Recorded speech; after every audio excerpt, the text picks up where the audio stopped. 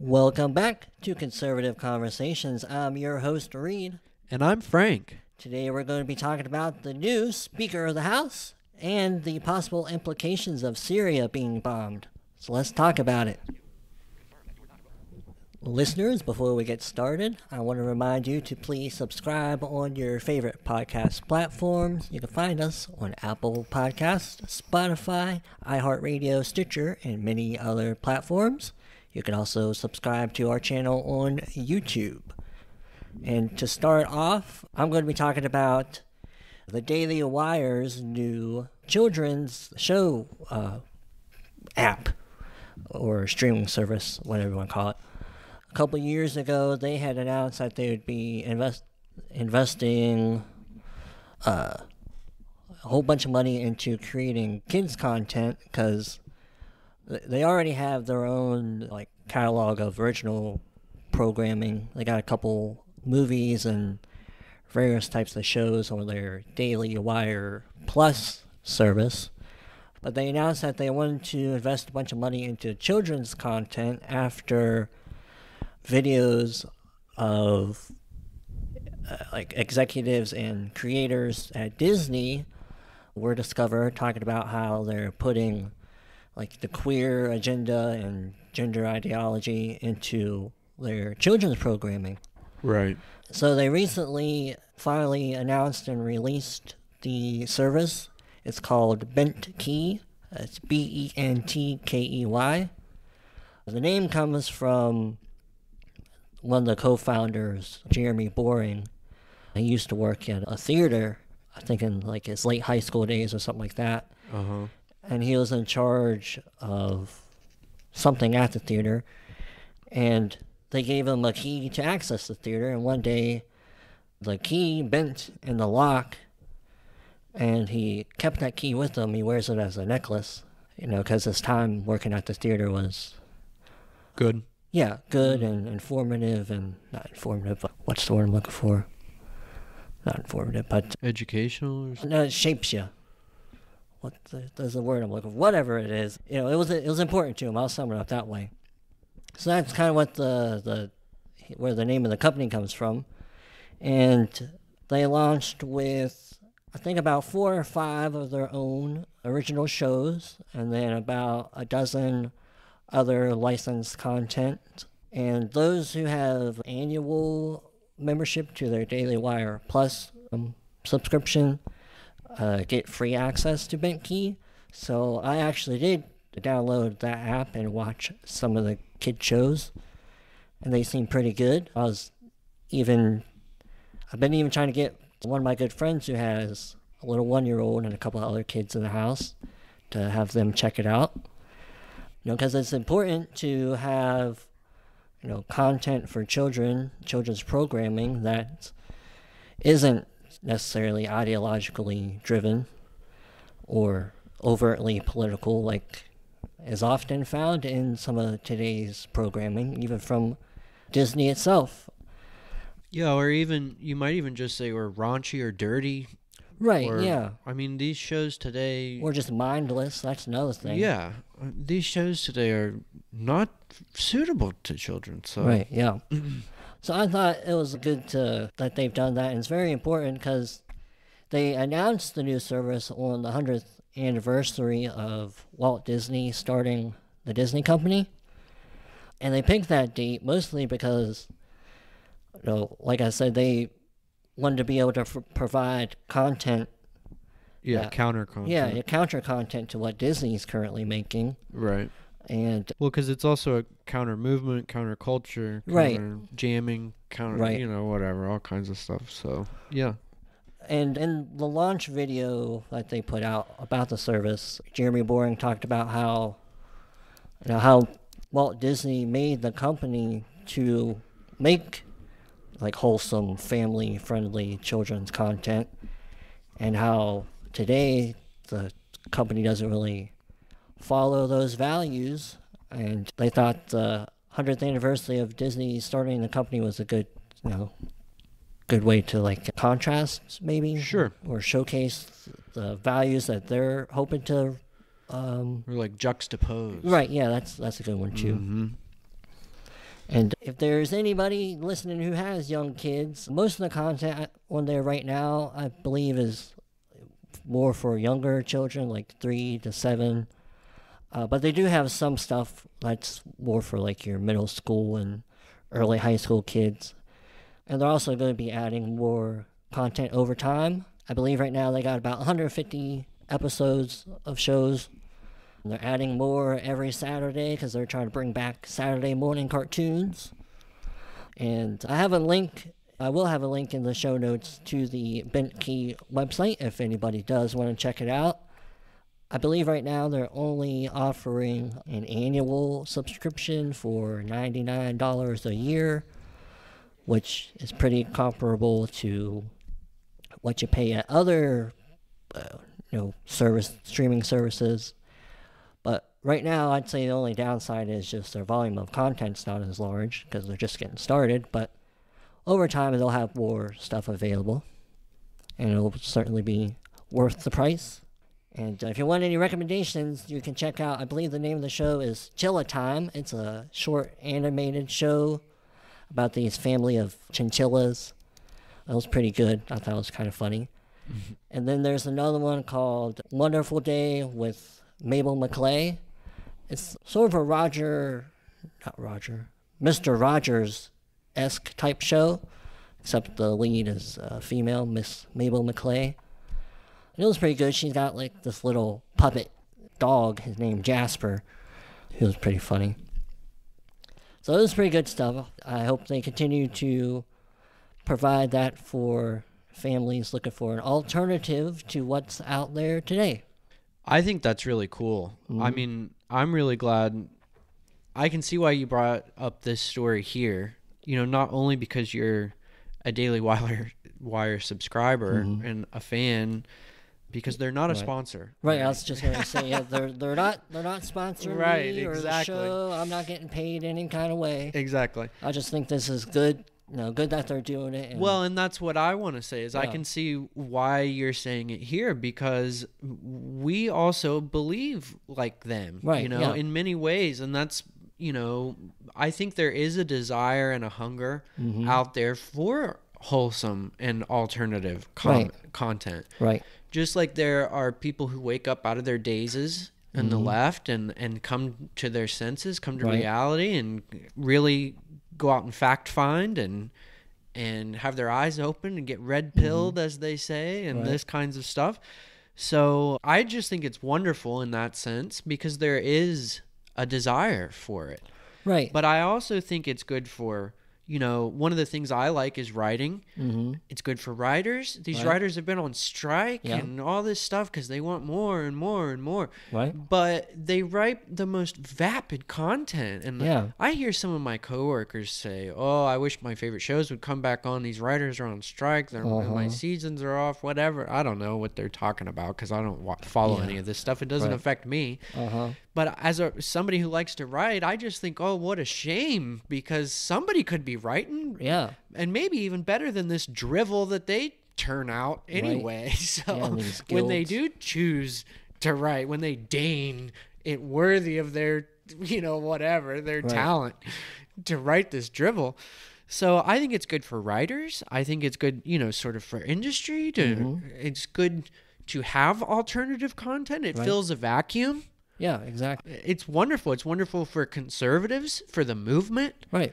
To have more of this out there in alternative media. Right. For people to consume.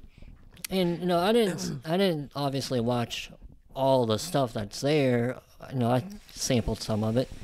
And what I do like is it's not overtly like politically driven messaging like you might find in like one of the examples that you might be able to find of some of the Disney content that people talk about is there's this episode of the newer Proud Family show, which our generation might remember the original show that was on Disney Channel.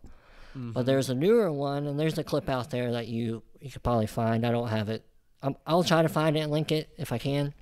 Right. But there's these, students in the show putting on this rap song about how slaves built the country, which, on its face, it, you might see that as being true because, at a certain point in our country, slaves were used as in industry, but it's alternatively on its face, it's much more complicated than just slaves built the country.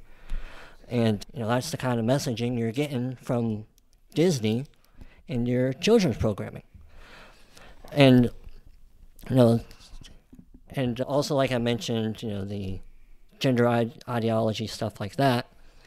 And I'm sure there are probably other values that are promoted in the show that aren't really, traditionally conservative. And even if they aren't necessarily conservative, they aren't usually good for kids. And it's unfortunate that, certain values have been made political. Well, yeah. I was just thinking that the whole time. Yeah. It's a shame that something like education, how you educate your child or where you send them to school is politicized. What kind of books you have your kid read or whatever is politicized. Whether or not you hang the American flag is nowadays politicized. Yeah. And it's like, we can't just love our country. I mean, there aren't liberals who just love America. There aren't Republicans who just love it. I mean, does everything have to be political? Right. Yeah, so I'll just finish with saying I'm glad that the Daily Wire is putting this stuff out there, and it's good, wholesome content for children, promoting good values that, like I said, aren't specifically political in nature. And hopefully, listeners, you guys will go check it out and support them. Like I said, we're not being sponsored in any way. I just think this is good for people to have out there available to them, and spreading the word so other like-minded people can find good shows for their kids. Yep. And that brings us to our next topic, which I believe you have. Yeah. Excuse me. But actually, I just want to lead into it by saying, I mean, I was starting to build up to it there because it's like I was saying, I get why you would bring this up, and I love it. I mean, I think it's so cool, and I think you'll remember that that's part of why we started this, was because we're very interested in news and the goings on and how it affects culture and how it all kind of like cycles through, and you hear certain things coming out of people's mouths that they heard from CNN or Fox or whatever, because if you watch enough of it, you recognize who said these things. That was Laura Ingraham. That was, what's her name? The crazy lady at CNN. What's that? Mad Cow. She's on MSNBC, but yeah, I know. Well, okay, but you see what I'm saying. If you're watching it all, you can pick up on the personalities. And then you hear somebody at work say something, and you go, "Wait a minute, I know who I heard say that before." And just to remind everybody, you and I would often have these conversations before we ever started recording them. Right, yeah. And we would see things happen in the news. We'd say things to each other, and we'd say, I think X is going to happen, or, it's building up and Y is going to happen, And at one point we said, well, we'd often see things come true, some of our predictions, And at one point, one of us said, we ought to start recording this. Yeah, or sometimes we say something amongst each other, and then, the talking heads that are on the TV show would say the same thing we were talking about. It's almost like, yes, it's like somebody had bugged our apartment or something like that. Right. And so anyway, we kind of did that, and I like to write, and this was supposed to be a much bigger project, and, it still kind of is in the works in a sense, or is still kind of a growing organism, still developing, but I love the idea of being able to churn out alternative content, and that's what we are in a way too. We're putting content out for people to consume, holding conservative conversations and putting forth conservative principles and that kinds of things. Right. Well, to transition, the transition here is that, we usually make our predictions at the beginning of the year. But also as the news comes out, we'll predict things going along, or we'll often say, well, that ties back to our predictions and blah, blah, blah. Well, the thing that I found very interesting is when I got home from work last night, I get home late. And I think I read the headline at like 1 o'clock in the morning. But I saw that we have now bombed Syria. So this is not the Gaza Strip. You know what I'm saying? This is a different country. I mean, I feel like it's not crazy. People have been talking about Syria, but you haven't seen Syria really in the same kind of headlines as we've been seeing other places. Yeah. And now you just see we just bombed them in the middle of the night or very late yesterday or something. I'm not exactly sure on the timing, but I just think that's crazy because we've been calling this, you know, that things are heating up and that we're going to see a lot more activity, you know? As I recall, that was one of your predictions. Now, maybe it was from the Chinese, but I seem to recall you were talking about on a global scale that things are just going to be heating up. And here it's October and they sure are. Oh, yeah. They sure are. I mean, it's something like, I don't know if it's 4, but we have like 4 or some number of like hotbed places going on right now. Yeah. And then go ahead. No, you go ahead. I was just going to say, it seems like ever since October 7th, the world's just lit on fire. Yeah. Yeah. I mean, it's crazy. We've been covering it, but now, you know, one of the things that I think we talked about the last time we covered the news maybe was I was saying I hope we don't get dragged in too far or something like that. Right, yeah. And yet here with one decision, we are in it now, aren't we? Oh my gosh. I mean, we were being affected in a sense, and we've been throwing our money around, but that's what we always do. But now we're bombing. Right. Which, you know, doesn't really surprise me too much. I feel like, you know, it was not long after the Afghanistan withdrawal, Biden sent out a drone strike. It was one where he killed some kind of aid worker, some innocent person. It wasn't even the people we were looking for. And his family, or something like that. So it's not too surprising that, you know, we are carrying out these types of attacks in other places, but it is surprising to hear about it happening right now while we got other huge concerns going on in that region. And, you know, bombing or droning people in Syria, I'm sure that was probably some kind of like terrorist leader. Certainly doesn't help the situation. It adds kindling to the fire. Well, and think of how it looks. Yeah. I mean, we're just stomping around all around the Middle East again. Here we go again. You know, I mean, that's sort of how I feel. I'm sorry, you know, but it just is scary to me. Yeah, it doesn't bode well because because people keep calling on Israel to cease fire, so, you know, they don't kill the civilians in Palestine or Gaza. Because if that happens, supposedly, you got the, what do they call it, in Hezbollah, that group, ready to pounce on Israel from the north.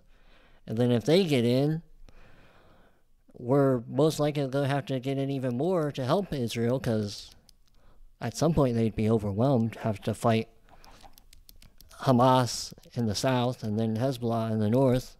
And there's not enough butter for this slice of bread. Exactly. That's exactly what it's going to come down to. Yeah. And what scares me about the whole thing is you start bombing these places, and that's, you know, that's all whatever.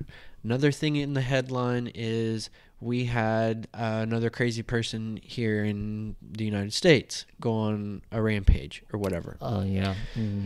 Well, I'm sure I've expressed my theory on that before, too. They always put these things on the news. They always parade these things around, in a sense. His mugshot's everywhere. You hear the stories in the headlines. I just think it's crazy for an issue like that to be blown up, too, on a national scale, with all this stuff kind of going on, because it comes to a point where you're bombing places, and then you have all these crazy actors at home. Right. You have your own messes. some bad actor on the international scale is going to think, well, what if we just bombed them? Yeah, they're so distracted, they're not even going to know what hit them. And that just terrifies me to my core, because I get that whole peace by strength thing that we've been going for forever. But look at who's at the helm. Right. I mean, it seems to me that, well, no, obviously not the only reason, but one good reason why, these people seem like now's a good time to strike is because that they perceive weakness in our administration and our ability to respond to the situations. Exactly. Yeah. And I think it's just ooky spooky. I've been saying it for a while, and it scares me to see things heating up this way. Right. Because it only seems to usually go one way. It's going to take a much bigger person than any of these leaders that we have now to bring any kind of peace. Right. If the world goes topsy-turvy right now, it's going to take a long time to set it right again. Yeah, and I think last episode we briefly talked about how there's been a huge increase of people coming across the border that are on the terrorist watch list. Well, exactly. And I think that just sort of plays right into it. Well, they've just had hearings on that just very recently. I got to see some of the congressional testimony, particularly of Kennedy from Louisiana. Yeah. He was grilling these, quote-unquote experts who were testifying on this issue on the border. And he was asking them how many people came in. According to your numbers, none of them could answer. They don't know how many. Right. And even the figure that's written down ain't true. That's probably why they can't answer, because they really don't know anything. They don't know what was written down. They don't know what wasn't. Right. They don't know anything at all. And you think every day these people are just pouring in while the world's on fire. Somebody's going to bring a match with them. Well, yeah, why wouldn't they? I mean, I don't have the source prepared, but I feel like I heard recently that there have been, instructions books found on some of these terrorists telling them to come up through the border or something like that. Now, I could be wrong. Maybe I misheard, but it certainly wouldn't surprise me if it is true. And, it seems like they're definitely taking advantage of the situation while they can. Yeah. Well, I don't know where you really want to jump in, because according to my notes, I just feel like all the rest of the conversation could just flow together. Yeah, I was getting ready to say, and that kind of leads me to, the idea of just feeling, unsafe currently in the country. I was listening to the Fox News rundown, as I usually do, and they had on a young woman who was over at the music festival in Israel when Hamas conducted their attacks. And, she comes home, and part of the interview is about her coming home. She lives in New York, where there's a lot of Jewish people that live there. Right. And she was talking about how she comes home from Israel just to feel unsafe still, because there's videos of all these, like we mentioned last time, they call them pro-Palestinian rallies, but none of these people seem to be actually condemning what Hamas has done. So as far as I'm concerned, they're pro-Hamas rallies. And it's scary to see that, because these people are showing up in the thousands of people to these rallies. And then there's been instances of, on college campuses, people have posted pictures of some of the hostages and people who are missing from these attacks in Israel, and they're just ripping the pictures down and claiming that it's not true. It's made up. So it's almost like we're seeing, the modern day Holocaust denial. And I can certainly imagine for the Jewish people that's terrifying, at least at the very least, very scary to be seeing, because another thing this young woman talks about is this thing in Judaism called the mezuzah. And I'm familiar with it because in our apartment here, the previous tenant was Jewish, and she had left one of these mezuzahs on our door frame. And I have a friend who's Jewish who had come over one day and saw that the mezuzah was laying on the floor in the little like foyer area of the, of our 2 units of our duplex where we live. And he wanted to know if he can take it and give it a good home. And he kind of explained to me what it was. It's this little scroll. It's usually inside a case of some kind. And people stick it on their door frames, usually of their outside door and their bedrooms. And it's supposed to be a symbol to help protect their home, from evil or whatnot. And this woman in the interview was talking about how, she knows plenty of Jews who are taking the mezuzahs off of their doorways so they feel protected, because they don't want to have an obvious, target on their door, if you will. And that's unfortunate that somebody has to basically hide their faith just so they feel safe and protected. And like I said, that story kind of plays into this idea of feeling uneasy and unsafe in the world right now because of everything that's going on.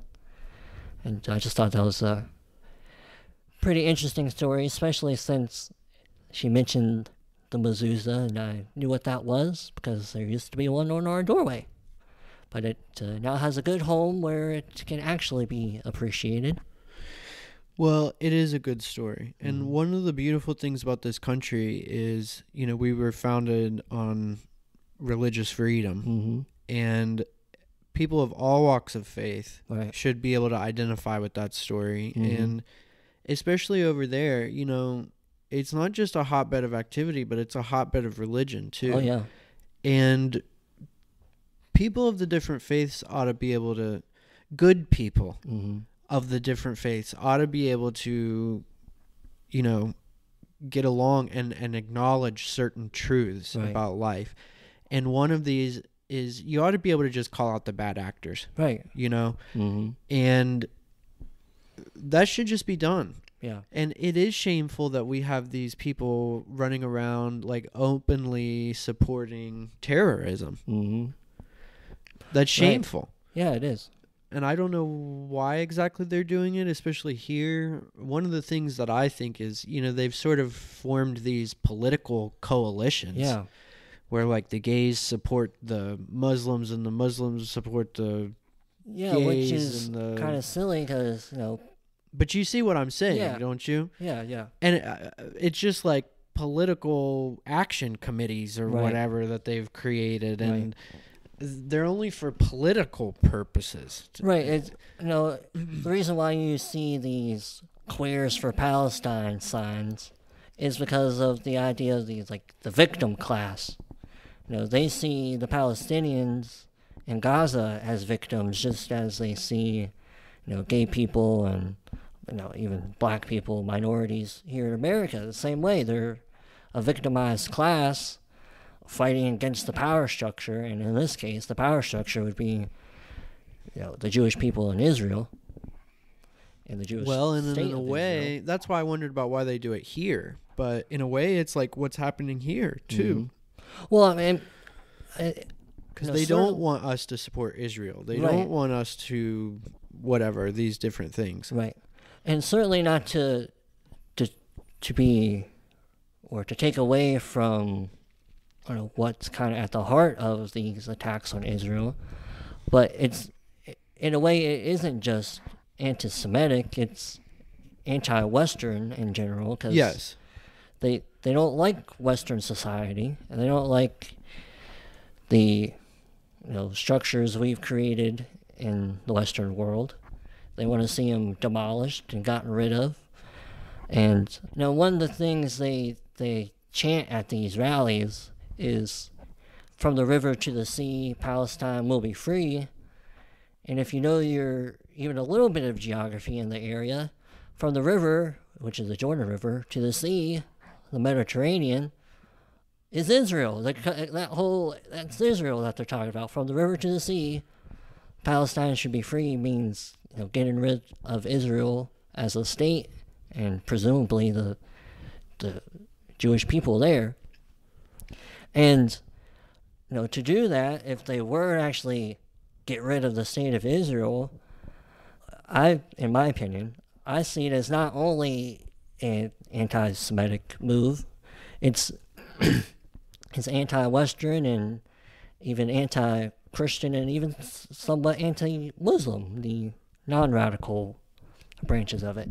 Well, right. Because all three of those faiths come from the same... They're all Abrahamic traditions. Yeah, exactly. And our motherland is the same area, essentially. And if you were to get rid of the state of Israel, which is the only thriving democracy in the area, you're not going to get a replacement with a thriving democracy of Palestine. That's not what you're going to end up with. Right, so you'd be cutting off some of the religions to the holy sites. Is that what you're exactly. saying? Yeah, that's sort of what I'm getting at. Right. Because right now, as it is, the Temple Mount, right, or as the Muslims refer to it as the Alaska Mosque, something like that, Jewish people can't go to the Temple Mount and pray openly because the Muslim waqfs run the place. Yeah. So just imagine if the people of even Palestine or Gaza, even if they're a little bit more moderate, well, I guess I don't really want to say that, but if it was the people that's there now who control the area, you're not going to have a thriving democracy where Jews, Christians, and Muslims can live together. Because that's what you have in Israel now. 20% of their population is Arab. So, like I said, I'm certainly not trying to deduct the issue of how anti-Semitic this is. But I think it is also more than just that. It's anti-Western, it's anti-Christian, and anti-Muslim, because they're all connected in that same area. And to get rid of the land would be to get rid of, the freedom of people to practice their religion there. Right. And I guess I don't really have a good way to pull all of what we were talking about together, but, it's... Well, I mean, it flows nicely into my next thing. Okay. Because the last thing I was going to talk about is, if you remember the last recording session that we did, mm-hmm. the last episode we put out, we still didn't have a Speaker of the House. Oh, yeah. Mm-hmm. And now we do. Yep. We do, so that's an update. We do have Mike Johnson now as Speaker of the House. From Louisiana. Yeah. And he seems... I mean, I don't really know him. Can you say you really knew him? I would say no, but I also wouldn't be surprised if he has appeared on a Fox News Rundown that I've listened to. Uh-huh. Because his name sounds vaguely familiar, but of course, Mike Johnson. Yeah, it also sounds very generic. Yeah, it's a very generic name, so I mean, I could have heard it anywhere. But no, I'm definitely not familiar with the guy. Yeah, I'm not either. I tried to get to know him a little bit. I listened to a couple of interviews. Some were pretty lengthy. One was like 45 minutes long. But well, the only thing I've heard so far was his big speech he gave after getting the nomination or getting the speakership, which was pretty good. I liked it. He sounded very articulate, comes off pretty conservative in my opinion. Yeah, that's what I was going to say, and he seems very faithful. Yeah. I don't quite get the same kind of cold, calculated speech that I used to feel from McCarthy. So I think he seems good. I'm not sure how much of a actual difference it's really going to make. Right. We'll find out, really. I don't think it's going to make much of one, and that's what I was going to say, is already he did say the first thing that they're going to bring to the floor is a vote to provide more aid to Israel, which, it is what it is. Yeah. Okay, they need support. I think America should give it to them. Okay. Right. But the problem is, like I've been saying, we've predicted things all along. I think there's certain things that are easy to say and just call out. And one of the things I've said before is there seems to be some kind of a scheme going on to bankrupt America. And I think it's just sad that, it's like first act now that we finally have a speaker again, first act is let's give away some money. Right. Come on down. The price is right. Who's going to get the first check now that we've opened Congress back up?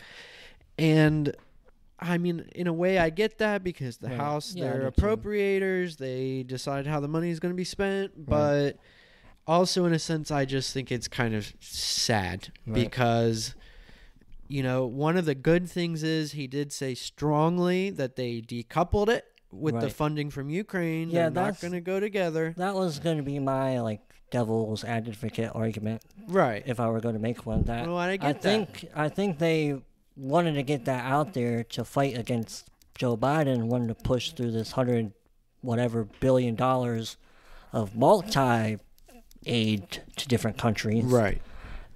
Which is silly. Well, I get that. Yeah. But my point was going to be, though, that it just shows quite obviously, in my opinion, that funding for Ukraine is going to be next up on the auctioning block. Come on down. What's the price going to be? Can I hear a 10,000, 20,000? Yeah, we'll see. Because it seems like there's definitely plenty of Republicans who are not interested in more Ukraine funding. So, I'm not saying it's not going to pass, but I think there's definitely going to be some feet dragging on that part. Yeah. Yeah, I don't know. And I don't even have alternatively what I would have rather seen be the first act, just to even play it out in theory. Right, it wouldn't have been that. It's just kind of a smack in the face that they get through this, and the first order of business is spin. Yes, exactly. Yeah, I get where you come from, definitely. It just kind of hurts my heart a little bit. Yeah. But, I'm glad that they resolved it. So yes, I'm glad it's resolved. So but one of the other things, too, is to say what we've been saying. Certain parties will even see the funding of Israel as, some sort of egging on of the fight, if you will. So there's that part to it too. It's just like we're just going to keep funding and keep digging our heels in further on these problems that I wish we didn't have. Yeah, but it will be a challenge for Speaker Johnson. Yeah, I wish him well. Yeah. I hope God stands with him up there while he's holding that gavel. Exactly. And is that all you got? That is all that I got. All right, that's all I got too. And listeners, we hope you enjoyed this great conservative conversation. If you did, we would love to hear from you. You can send us an email with your feedback, your comments, suggestions. Even if you got some hate mail, we'll take it. We love hate mail. And if you would like to email me directly, you can email me at contempconserv2@gmail.com. That's spelled CONTEMPCONSERV, the number 2@gmail.com. Similarly, I am contempconserv@gmail.com. No number at all. Yep, just contempconserv@gmail.com for Frank, contempconserv2@gmail.com for Reid. And we hope you subscribe on your favorite podcast platform, and you go subscribe on YouTube. And as always, we thank you for listening.